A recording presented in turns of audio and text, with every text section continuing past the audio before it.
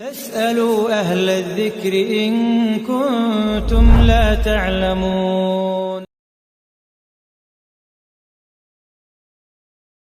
Dengan sekujur tubuhnya, dan jika membelakangi, beliau membelakangi dengan sekujur tubuhnya. Ya, ini maknanya kalau ketemu orang, bukan cuma menoleh. Sebagai bentuk penghormatan, Nabi SAW kalau dipanggil, ya Rasulullah, beliau balik seluruh tubuhnya menghadap ke orang itu. Sebagai bentuk penghormatan. Ya, kalau tubuh saja harus menghadap, apalagi wajah. Ada orang kadang-kadang, walaupun anak kita ya, mungkin karena sebagai ibu, sebagai ayah, anak lagi ngomong, ibu, ayah, dia kenapa nak? Ambil lihat tembok. Kenapa nggak lihat ke dia? Lihat ke wajahnya. Kontak antara wajah dengan wajah pengaruhnya besar, ya. Tapi tentu di sini pada hal-hal yang dibolehkan ya. Jangan tarik ini, oh ini kan akhwat bertanya, saya lihat aja terus. Ya. Kan harus menghadap. Nggak boleh kalau yang haram. Tetapi yang dimaksud ini adalah yang dibolehkan, ada batasan syar'i. Ya.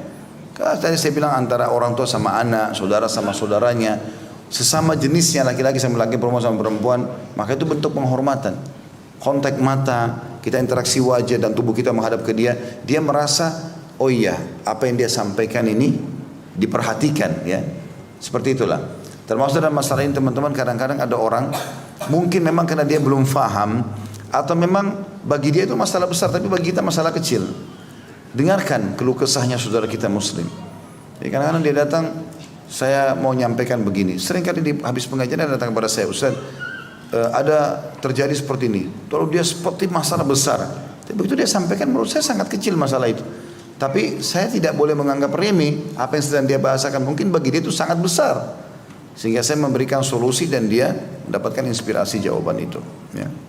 Baik, hadis pertama dalam pasal kita ini, nomor 255, kata Imam Bukhari rahimahullah, Bishr bin Muhammad mengabarkan kepada kami, ia berkata, Abdullah mengabarkan kepada kami, ia berkata, Usama bin Zaid mengabarkan kepada kami, ia berkata, Musa bin Muslim maula binti Kariz عن أبي هريرة رضي الله عنه أنه ربما حدث عن النبي صلى الله عليه وسلم فيقول حدثنيه أهدب الشفرين أبيض القشحين إذا أقبل جميعا وإذا أدبر جميعا لم ترى عين مثله ولن تراه. Dari Abu Hurairah radhiyallahu anhu bahwa terkadang jika ia meriwayatkan dari Nabi SAW, ia berkata, aku diberitahukan oleh orang yang bulu di dua matanya panjang, kedua pinggulnya putih. Jika menghadap, beliau menghadap sekujurnya. Jika berpaling, beliau berpaling dengan sekujur tubuhnya. Mata belum pernah melihat semacam itu dan tidak akan pernah. Di sini teman-teman sekalian, ada kandungan hadis dulu. Hadis di atas menunjukkan sebagian sifat dan watak Nabi SAW, yaitu jika menghadap sesuatu, maka beliau akan menghadapkan seluruh badannya ke benda tersebut, tidak sebagian badan saja. Hal itu beliau lakukan agar badan dan hati senantiasa selaras, sebab dengan memalingkan sebagian badan ke benda yang dilihat menunjukkan watak yang kepura-puraan dan pandir. Hadis ini kita bedah dulu teman-teman sekalian. Yang pertama kita bisa ambil dari hadis ini adalah adab seorang sahabat Abu Hurairah radhiyallahu anhu, dan beliau bernama Abdurrahman ibn Sakhar, ya. Mendapatkan julukan Abu Hurairah karena beliau pernah memelihara kucing. Hurairah atau Hurra itu adalah kucing. Abu Hurairah ini radhiyallahu anhu karena cintanya kepada Nabi SAW, maka kadang-kadang kalau beliau menyampaikan riwayat dari Nabi, beliau sambil menukil cirinya Nabi. Ya, jadi beliau di antara hadis ini disebutkan, aku telah diberitahukan oleh, jadi dia tidak mengatakan Rasulullah SAW, dia mengatakan, menyebutkan ciri yang dia ingin orang lain dengar. Karena memang kebetulan Abu Hurairah waktu itu menyampaikan hadis ini atau riwayat ini bukan kepada para sahabat, tetapi kepada tabi'in, orang-orang yang belum pernah lihat Nabi. Maka beliau mengatakan, aku diberitahukan oleh orang, maksudnya Nabi SAW, yang bulu di dua matanya panjang. Jadi salah satu ciri Nabi SAW adalah bulu mata beliau sangat lebat alaihissalatu wassalam. Dalam riwayat yang lain disebutkan beliau memiliki rambut yang hitam dan tidak geriting, tidak lurus sekali, berombak. Kadang-kadang beliau biarkan sampai kuping atau dibiarkan sampai ke pundaknya. Lalu beliau memiliki badan yang sangat tinggi dan kekar, ya. Kedua pundaknya lebar, dadanya bidang, gitu kan. Dan Nabi SAW memiliki kulit yang sangat putih, karena putihnya pipinya beliau kemerah-merahan alaihissalam. Alisnya seperti busur panah yang besar dan lebat, dan bola matanya juga bulat dan dipenuhi dengan bulu mata yang tebal. Beliau memiliki hidung yang mancung, bibir, pipi dan juga dahi yang seimbang dengan wajah yang tidak bulat juga tidak oval. Jadi Nabi SAW sangat sempurna. Karena setiap orang lihat pasti tertarik. Dan memang disebutkan oleh para ulama bahwasanya Allah Subhanahu Wa Taala memilih para nabinya itu adalah orang-orang pilihan. Mereka adalah orang yang paling bagus jalur nasabnya.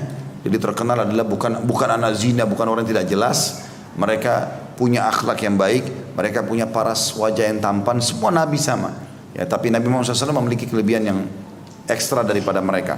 Kemudian mereka juga diberikan kelebihan fisik. Semua nabi-nabi punya 10 kekuatan laki-laki. Ya, jadi beliau itu bisa membela agama Allah SWT dengan kelebihan yang Allah berikan. Sampai kata Ali radhiyallahu anhu di perang Uhud, pernah waktu kami lagi terdesak, bahkan beliau mengatakan di setiap peperangan kalau kami terdesak, kami berlindung di belakang Nabi SAW. Maka ada musuh orang Quraisy itu yang mengatakan kita serang saja Muhammad, depan mata sudah akan habis, mau dihabisi, mau dibantai. Sahabat pada terluka semuanya. Maka Nabi SAW berkata kepada Ali, berikan aku lembingmu hai Ali, tombak kecil. Maka kata Ali bin Abi Thalib, Nabi SAW pun mundur ke belakang lalu melempar ke arah pasukan Quraisy. Yang saking kuatnya lemparan itu membuat kami semua terpental. Jadi saking kuatnya Ali SAW dari sisi fisiknya. Maka dilemparlah tombak tersebut dan subhanallah terarah kepada seorang pemimpin Quraisy yang pernah mengancam akan membunuh Nabi di Mekah. Dia mengatakan, hai Muhammad, kau lihat kudaku ini, aku akan bunuh kau dengan kudaku ini. Maka kata Nabi SAW, aku insya Allah yang membunuhmu. Ya.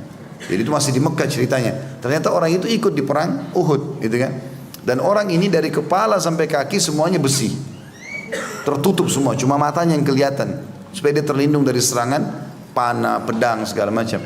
Yang ada celah itu cuma di lehernya, itu bertemu antara tutup kepala dengan baju besi dari bawah. Itu ada celahnya sedikit di situ. Subhanallah, tombak Nabi yang Nabi lempar kena itu, sobek sedikit, gitu kan. Jatuh dari kudanya dia. Lalu dia teriak-teriak, Muhammad telah membunuhku, gitu. Maka teman-temannya datang lihat, luka kecil. Oh ini kenapa? Dia bilang kalau Muhammad ludahi saya sekarang saya mati. Ya. Karena takutnya dia dengan Nabi gitu. Tapi ternyata betul setelah dia pulang ke Mekah, dia sakit karena luka itu, lalu meninggal karena itu. Lalu kata Nabi SAW, sungguh Allah sangat murka dengan orang yang dibunuh oleh nabinya. Jadi nabi-nabi itu jarang bunuh, bahkan bisa dikatakan tidak bunuh orang. Tapi kalau sampai beliau ini penyebab matinya seseorang, berarti orang itu sangat dimurkai sama Allah. Gitu kan? Seperti itulah. Jadi Nabi SAW memang punya kelebihan fisik dan perlu kita gambarkan tadi seperti itu karena ada hadis Nabi SAW, siapa yang melihat aku dalam tidurnya, mimpinya, berarti dia telah melihat aku. Karena syaitan tidak akan menjelma menjadi aku. Kan? Tapi kalau misalnya bapak ibu mimpi, ada orang dalam mimpi mengaku saya Rasulullah tapi kulitnya hitam, berarti bukan, kan Nabi putih kan? Atau datang rambutnya keriting, berarti bukan. Atau rambutnya lurus sekali, bukan. Atau orangnya pendek, bukan, gitu kan? Atau orangnya kurus. Juga disebutkan dalam riwayat beliau memiliki bulu yang sangat lebat, jenggotnya sangat kathif, lebat, gitu kan? Di dada beliau, di tangan beliau semua dipenuhi dengan bulu-bulu yang lebat, alaihissalam. Jadi memang ada ciri tertentu. Nah, jadi kalau ada orang mengaku mimpi Rasulullah SAW harus dipenuhi cirinya, benar gak? Gitu kan? Kalau ciri itu benar maka itu adalah Nabi SAW, karena tidak akan pernah diganti oleh syaitan. Kemudian dikatakan bahwasanya Nabi SAW, Abu Hurairah berkata, telah disampaikan kepadaku dari orang yang memiliki bulu yang lebat di kedua matanya atau di dua matanya yang panjang. Kedua pinggulnya putih, maksudnya adalah kulit Nabi, menggambarkan kulit Nabi SAW adalah kulit yang berwarna putih. Ya. Jadi memang Nabi SAW adalah orang yang sangat putih dan bersih. Kemudian yang jadi perhatian atau fokusan dari bab kita atau pasal kita adalah penyampaian setelahnya. Karena tadi itu cuma adab Abu Hurairah dalam menyampaikan, ini loh yang saya dengar ini, yang menyampaikan ini orangnya begini loh, tampan.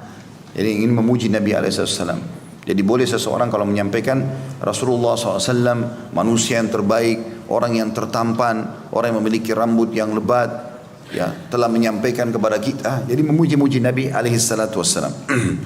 Kemudian disebutkanlah ciri beliau, jika beliau menghadap sekujurnya.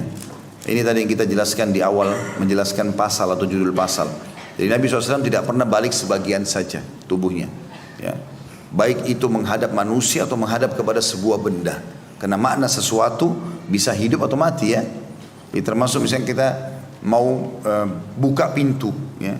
Menghadap seluruh tubuh kita ke arah pintu itu lebih baik daripada sebagian saja. Atau kita mau mengambil sebuah benda, lihat, arahkan tubuh kita ke benda itu lalu selesaikan dulu hajat kita. Ada orang enggak kadang-kadang, ya, mungkin jatuh sebuah benda, dia sambil duduk di sebuah tempat yang jauh berusaha, padahal dia bisa turun sebentar, gitu kan?